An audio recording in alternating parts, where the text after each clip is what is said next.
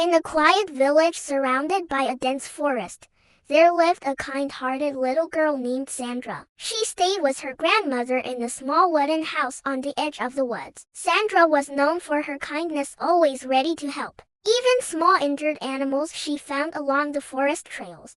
One morning, while picking wildflowers for her grandmother, Sandra heard a faint whimper coming from behind a bush. The sound was so soft, it was almost lost in the wind. Curious and concerned, she carefully parted the leaves and gasped. There, tangled in a rough trap made of twine and branches, was a small white dragon. Its delicate wings were scratched and injured, and its shimmering scales dulled with pain. Without hesitation, Sandra pulled out the small knife she carried and cut through the trap. The little dragon looked at her with large, crystal blue eyes filled with fear and sorrow. But when Sandra gently stroked its head and whispered, "Don't worry, I'll help you," the dragon slowly began to calm down. Sandra carried the dragon in her arms, cradling it like a kitten, back to her home. Her grandmother was startled at first, but upon seeing the gentleness in Sandra's eyes, she helped prepare a warm bed near the fireplace using old blankets. Days passed. Sandra cared for the dragon with great love, cleaning its wounds,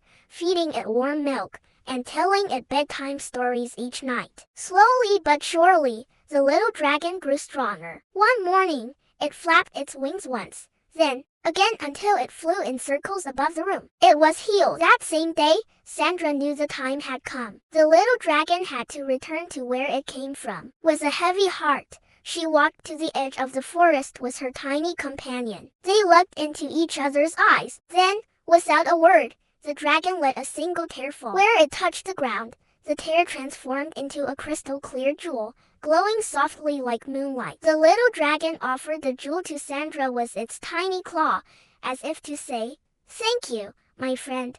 Then, with one final look, it flew high into the sky, leaving a trail of white light behind. Sandra held the jewel close to her heart, and from that day on, she kept it under her pillow, a gift of eternal friendship from a white dragon she once saved deep in the forest. The end.